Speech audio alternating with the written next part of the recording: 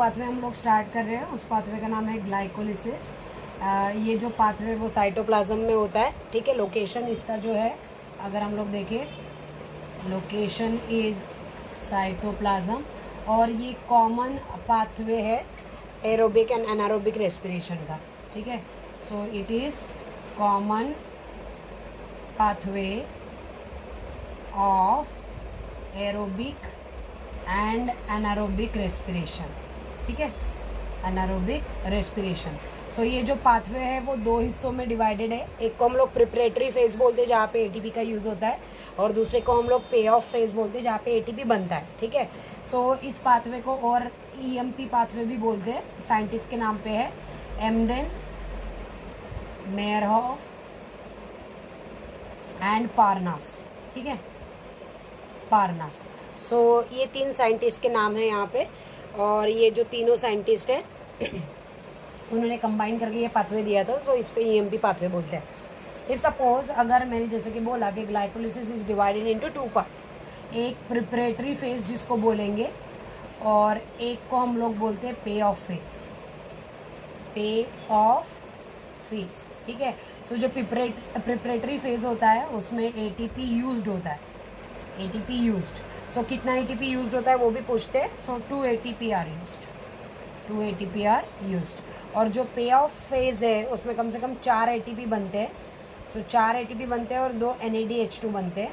सो ये दोनों ध्यान में रखने लायक चीज़ है कि पे ऑफ फेज में 4 एटीपी बनेंगे और 2 NADH2 बनेंगे। बट अगर टोटल अगर करें, सो 2 एटीपी यूज्ड हो रहे हैं, सो इसका अगर नेट निकालें हम लोग, सो 4 में से 2 एटीपी माइनस करने पड़ेंगे, तो टोटल यहाँ पे 2 एटीपी ही बन रहे हैं, ठीक है। सो ये इसका एनर्जी कैलकुलेशन हो गया। अगर हम लोग पाथवे की तरफ जाए तो प्रिपरेटरी फेज में सबसे पहले यहाँ पे ग्लूकोज का ब्रेकडाउन होना है। सो सबसे पहले जो कंपाउंड रहेगा वो ग्लूकोज रहेगा, जो कि 6 कार्बन कंपाउंड रहता है। ग्लूकोज का ब्रेकडाउन स्टार्ट होता है with the help of ATP. So ATP का यूज़ करके ये कन्वर्ट होता है ग्लूकोज 6 फॉस्फेट में। सो एटीपी में से एक फॉस्फेट यूज़ करेंगे और उसके 6 कार्बन पे जाके वो अटैच होता है। सो ये बनता है ग्लूकोज 6 फॉस्फेट। जो प्रोसीजर है, प्रोसीजर को हम लोग फॉस्फोराइलेशन बोलते हैं, क्योंकि एडिशन ऑफ एटीपी हो रहा है। तो जहाँ पे एटीपी बनता है या फिर एटीपी का यूज होता है, तो रिएक्शन को जनरली फॉस्फोराइलेशन में ही बोलते हैं हम लोग, ठीक है। देन अगर हम लोग नेक्स्ट देखें तो एंजाइम कौन सा लगता है, तो glucose is a hexose sugar. So यहाँ पे जो एंजाइम लगता है उसका नाम है हेक्सोकाइनेज, ठीक है। देन ग्लूकोज 6 फॉस्फेट बनता है। ग्लूकोज 6 फॉस्फेट जो है वो कन्वर्ट होता है फ्रुक्टोज 6 फॉस्फेट में। अभी यहाँ पे ज़्यादा कुछ नहीं, बस आइसोमर बन रहा है। सो जो रिएक्शन रहती है उसका नाम रहता है आइसोमराइजेशन। और यहाँ पे जो एंजाइम यूज़ होगा, क्योंकि फॉस्फोग्लूको आइसोमरेज मतलब जो ग्लूकोज है जिसमें 6वें कार्बन पे फॉस्फेट ग्रुप है, ऐसा मॉलिक्यूल कन्वर्ट हो रहा है दूसरे आइसोमर में। सो हम लोग एंजाइम का नाम भी वैसे ही रहते हैं, फॉस्फो मतलब फॉस्फेट से आया, ग्लूको ग्लूकोज से, और आइसोमर बन रहा है इसलिए आइसोमरेज। सो एंजाइम का नाम रहता है phosphoglucoisomerase. Then fructose 6 phosphate is converted into fructose 1,6 diphosphate. जब फ्रुक्टोज 1,6 डाइफॉस्फेट में ये कन्वर्ट होता है, तब यहाँ पे अगेन एटीपी का यूज होता है। जैसे कि मैंने स्टार्टिंग में ही बताया था, प्रिपरेटरी फेज में 2 एटीपी यूज होते हैं। सो एक फॉस्फेट ग्रुप यहाँ का यूज होता है, तो पहले कार्बन पे जाके अटैच होता है। तो मतलब फर्स्ट एंड 6 कार्बन पे फॉस्फेट ग्रुप अटैच है और 2 फॉस्फेट ग्रुप है, इसलिए डाई लगा है। सो फ्रुक्टोज 1,6 डाइफॉस्फेट। अभी यहाँ पे जो रिएक्शन हुई वो कौन सी हुई, फॉस्फोराइलेशन। सो ये फॉस्फोराइलेशन 1 बोल सकते हैं, और इसको हम लोग बोल सकते हैं फॉस्फोराइलेशन 2, ठीक है। सो ये फॉस्फोराइलेशन 2 हुआ, ये सेकेंड, ये फर्स्ट, ठीक है। सो ऐसी 2 प्रोसीजर हुई। ये बीच वाली प्रोसीजर जो आइसोमराइजेशन है। So this is the procedure and this is enzyme. So यहाँ पे जो एंजाइम यूज होता है उसका नाम रहता है फॉस्फोफ्रुक्टोकाइनेज, क्योंकि फ्रुक्टोज 1,6 डाइफॉस्फेट, काइनेज यानी सिंथेसिस होता है। सो फॉस्फोफ्रुक्टोकाइनेज, ठीक है। सो ये एंजाइम यहाँ पे लगेगा। देन फ्रुक्टोज 1,6 डाइफॉस्फेट में क्लीवेज होता है। ये प्रोसीजर का नाम क्या रहेगा, क्लीवेज। सो क्लीवेज होने के बाद यहाँ पे जो एंजाइम यूज होता है क्लीवेज के वक्त, उसका नाम है अल्डोलेस। 2 कंपाउंड बनेंगे, एक डाइहाइड्रोक्सी एसीटोन फॉस्फेट और एक PgAl फॉस्फोग्लिसराल्डिहाइड। ये 2 कंपाउंड यहाँ पे बनते हैं, ठीक है। सो ये 2 कंपाउंड एक दूसरे के आइसोमर है। सो 3 carbon compound and 3 carbon compound, मतलब अभी तक जितने भी कंपाउंड है दैट इज 6 कार्बन, 6 कार्बन, ये भी 6 कार्बन, ठीक है। और ये 2 कंपाउंड में ब्रेक होता है, तो ये 3 कार्बन और ये 3 कार्बन का, ठीक है। ऐसे 2 कंपाउंड में ये क्या होता है, ब्रेक होता है। अभी ब्रेक हो जाने के बाद अभी ये क्लीवेज हो गया अल्डोलेस, अभी ये पीजीएल तो आगे जाता ही है, ठीक है, मतलब यहाँ तक प्रिपरेटरी फेज हो गया, एटीपी यूज कर लिया, सो ये पूरा क्या हो गया प्रिपरेटरी फेज, मैंने बोला था 2 हाफ में है। सो यहाँ पे डीएचएपी और पीजीएल आ गया, सो पीजीएल आगे जाता है, बट ये डीएचएपी भी पीजीएल में कन्वर्ट होता है। सो पीजीएल के 2 मॉलिक्यूल, ऑलरेडी इसका 1 मॉलिक्यूल है और डीएचएपी का 1 मॉलिक्यूल है, ऐसे 2 मॉलिक्यूल है, पीजीएल आगे जाएंगे और डीएचएपी भी किसमें कन्वर्ट होगा पीजीएल में, मतलब फॉस्फोग्लिसराल्डिहाइड में, तो 2 मॉलिक्यूल बनेंगे फॉस्फोग्लिसराल्डिहाइड। सो ये जो रिएक्शन है, रिएक्शन का नाम आइसोमराइजेशन, क्योंकि आइसोमर बन गया, ठीक है, और ट्रायोस फॉस्फेट आइसोमरेज, क्योंकि 3 कार्बन कंपाउंड है। सो यहाँ पे जो एंजाइम लगता है उसका नाम है ट्रायोस फॉस्फेट आइसोमरेज, ठीक है। सो ये हो गया ट्रायोस फॉस्फेट आइसोमरेज। सो ये तुम्हारा हो गया प्रिपरेटरी फेज, और प्रिपरेटरी फेज के एंडिंग में क्या बन गया तुम्हारा 2PgAl। सो मतलब 2PgAl यानी 2 मॉलिक्यूल ऑफ किसके फॉस्फोग्लिसराल्डिहाइड। अब जो नेक्स्ट स्टार्ट होती है उसको हम लोग बोलते हैं पे ऑफ फेज, ठीक है।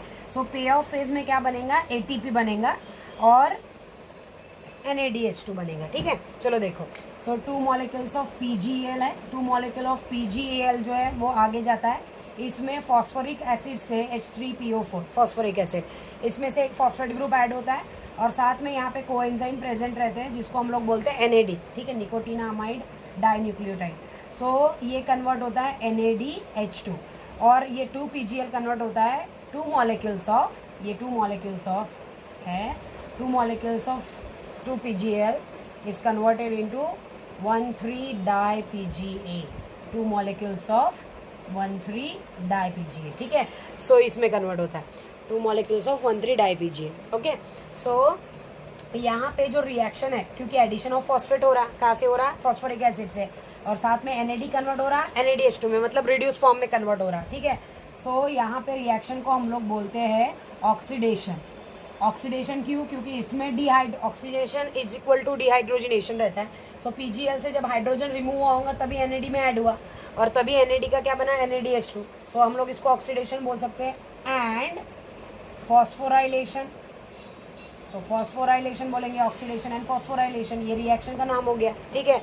सो ऑक्सीडेशन एंड फॉस्फोराइलेशन रिएक्शन का नाम है, और साथ में यहाँ पे जो एंजाइम यूज होगा अभी क्या होना है फॉस्फोग्लिसराल्डिहाइड डिहाइड्रोजिनेज, ठीक है, फॉस्फोग्लिसराल्डिहाइड डिहाइड्रोजिनेज, ये एंजाइम का नाम रहेगा।